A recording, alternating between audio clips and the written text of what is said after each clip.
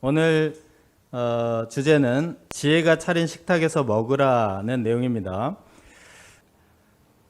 기독교 유튜버가 아닌, 그러니까 일반 유튜버가 기독교 신학자나 그 종교학자, 신학교 교수 등을 초청해서 솔직한 이야기를 나누는 것이 굉장히 큰 인기입니다.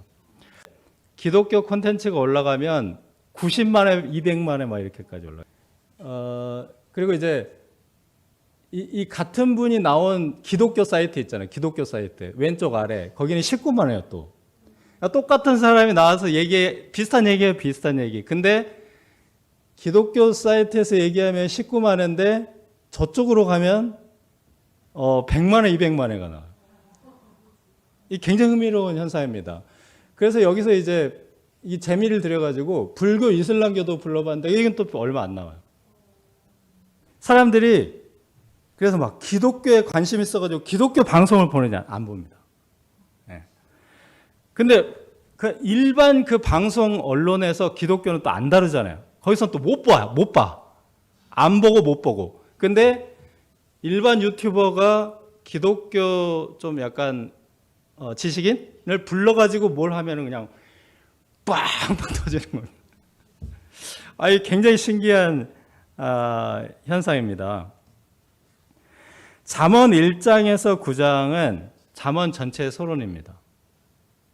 근데 1장에서 9장 이 3분의 1이라 되는 엄청나게 긴 글을 무엇을 위해 썼느냐?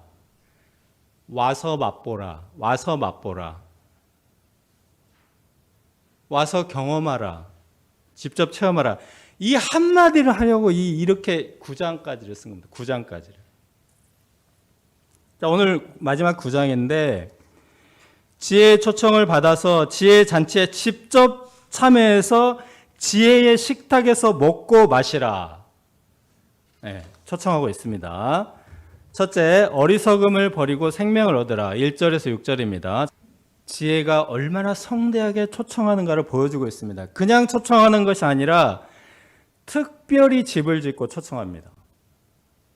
자, 이스라엘에서 기빈을 초청할 때 무엇을 짓는다고 했죠? 초막. 그러니까 초막만 지어도 특별한데 집을 지었으니까 얼마나 특별합니까? 그런데 이 집은 7 기둥을 다듬어서 지었다고 했습니다. 무려 기둥이 7개고 그것을 또 다듬어서 지었다는 겁니다.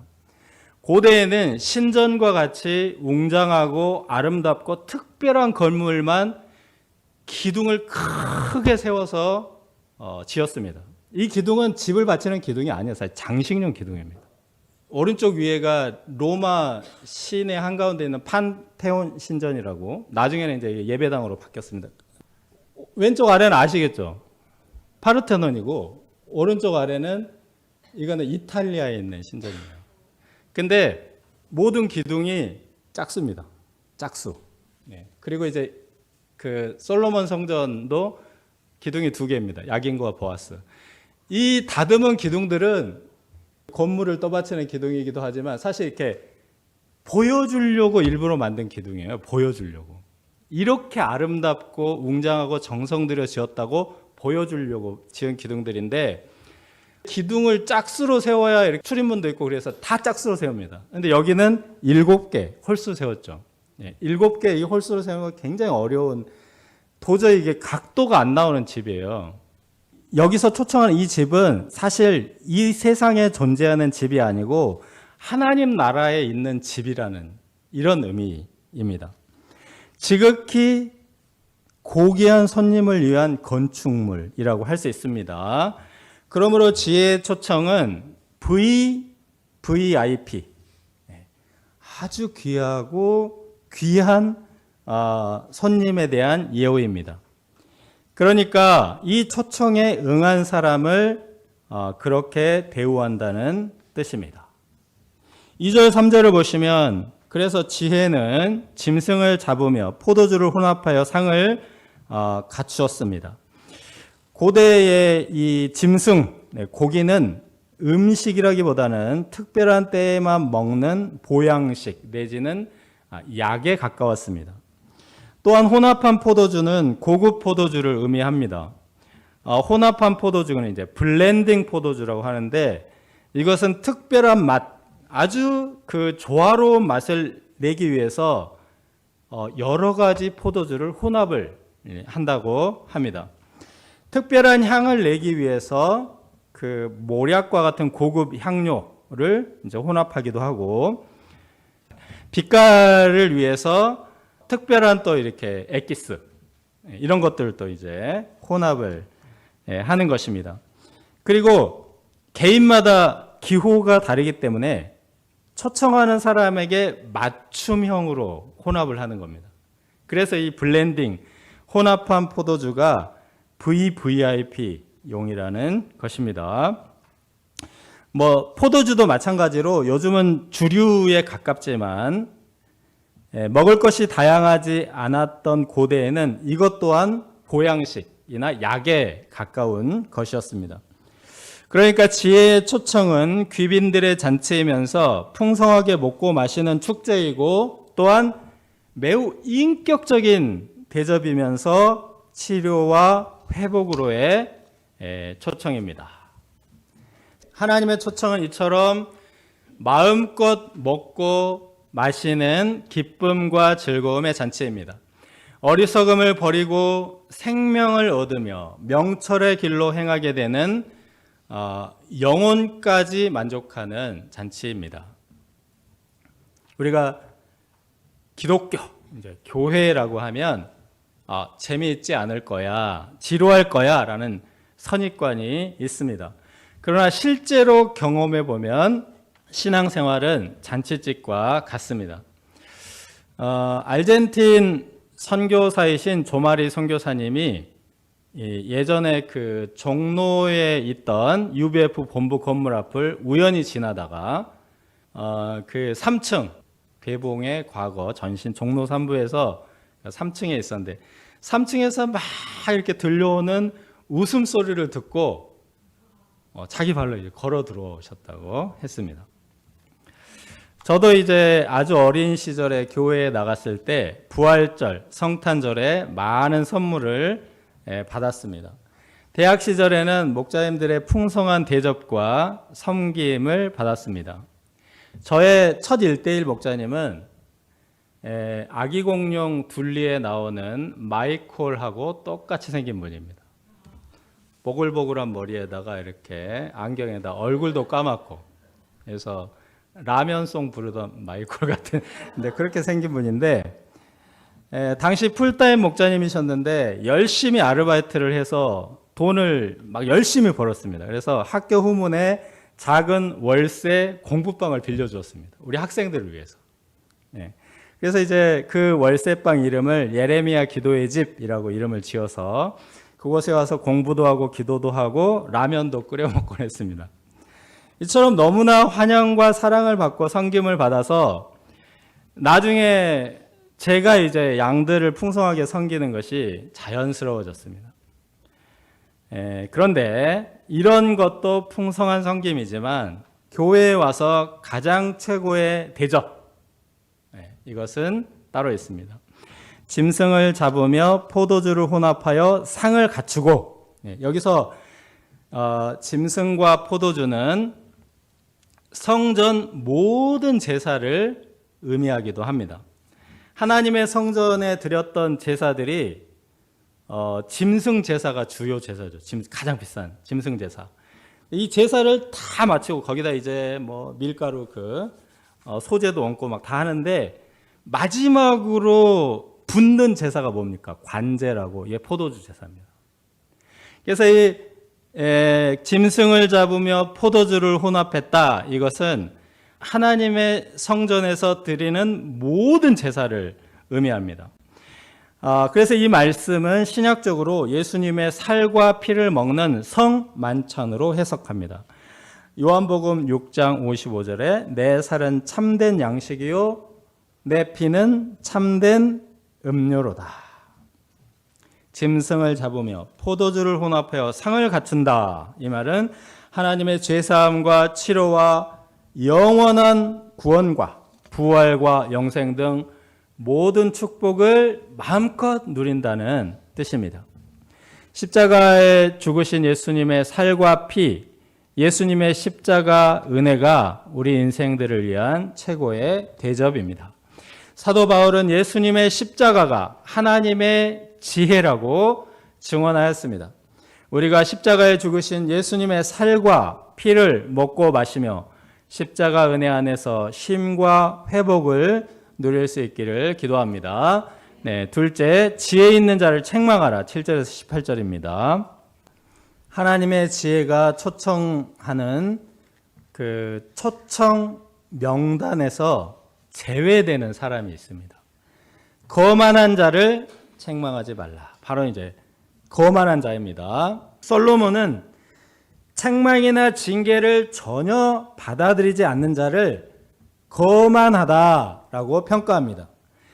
어리석음을 버리고 생명을 얻으라고 책망하고 징계하는 것인데 자존심이 너무 세서인지 아니면 자존감이 극도로 낮아서인지 지적받는 것을 끔찍이 싫어합니다. 그냥 거부하는 정도가 아니라 지혜를 가르치는 지혜 교사의 흠을 잡고 모욕을 한다는 것입니다. 동양의 지혜 교사 공자님의 비슷한 이야기가 있습니다. 어느 날 제자들과 함께 길을 가는데 길가에서 몰래 실례를 하는 사람을 공자께서 책망을 했습니다. 너는 도대체 사람이냐 짐승이냐? 호되게 책망을 했습니다. 그러자 그는 부끄러워하면서 머리를 감싸고 주랭랑을 하였습니다. 조금 더 가다 보니 길 한가운데서 실례를 하는 이 나라에 왜 실례를 하는 사람이 이렇게 많은지 모르겠는데 하여튼 길 한가운데서 실례를 하는 사람이 또 있었습니다. 제자들은 더 심하게 꾸짖을 것이라고 생각했는데 공자님이 쫙 피해서 가는 것입니다. 제자들은 왜 이 사람을 꾸지람하지 않느냐 물었습니다. 길 옆에서 오줌 누는 자는 그나마 양심이 있어 가르치면 되지만 저놈은 아예 양심 자체가 없는데 무엇을 어찌 가르칠 수 있겠느냐. 논어의 양화편에 나오는 이야기입니다. 신약 교회의 중심지는 안디옥 교회입니다. 우리가 계시록의 7교회, 신약의 대표적인 7교회라고 할 때는 안디옥 교회의 그 그룹입니다. 그룹. 원래 사도 바울이 안디옥을 굉장히 선교를 하고 싶었습니다. 근데 하나님 이제 허락하지 않아서 나중에 하게 되는데 이제 눈독을 들이면서 이렇게 하고 있었다가 드디어 이제 안디옥에 딱 들어가가지고 이 사람들 내가 한꺼번에 다 뒤집어 놔야지 하고 대중 설교를 했습니다. 그런데 막 설교 도중에 대놓고 모욕하고 조롱하는 사람들이 있었습니다. 도저히 전도를 할 수가 없었습니다. 그래서 결국은 방향을 바꿉니다. 듣고자 하는 자들, 사도 바울을 신뢰하고 따르는 제자들을 따로 모아서 두란노 서원에서 집중하여 가르쳤습니다. 이 사람들이 안디옥 교회의 기둥이 되었고 그들을 통해 계시록의 7교회가 세워졌던 것입니다. 지혜 있는 자를 책망하라. 그가 너를 사랑하리라. 지혜 있는 자에게 교훈을 더하라. 그가 더욱 지혜로워질 것이요 의로운 사람을 가르치라. 그의 학식이 더하리라. 이 초청 대상, 가르침의 대상인 지혜 있는 자, 의로운 사람, 이 사람들은 어떤 사람들입니까? 여호와를 경외하는 사람입니다. 여호와를 경외하는 것이 지혜의 근본입니다. 여호와를 경외한다는 것은 이것은 반드시 신앙의 독실함, 그것을 의미하지는 않습니다. 지혜 교사를 존중하는 태도, 말씀을 흠잡고 책 잡으려고 하지 않고 그러니까 일단은 듣고자 하는 경청하는 자세, 이것도 여호와를 경외함이라고 할 수 있습니다. 지혜의 초청이란 무조건 믿어라 하는 강요가 아닙니다. 일단은 마음을 열고 들어보라는 것입니다. 경청하는 자는 내 날이 많아질 것이요 내 생명의 해가 내게 더하리라. 삶이 풍성해질 것입니다. 그러나 거만한 자는 지혜를 얻지 못해 많은 해로움을 입을 것입니다. 서론에서 보여드린 비기독교 유튜버의 기독교 콘텐츠는 특징이 있습니다. 이것은 막 논쟁하고 막 공격하고 하지 않습니다. 일단은 경청합니다.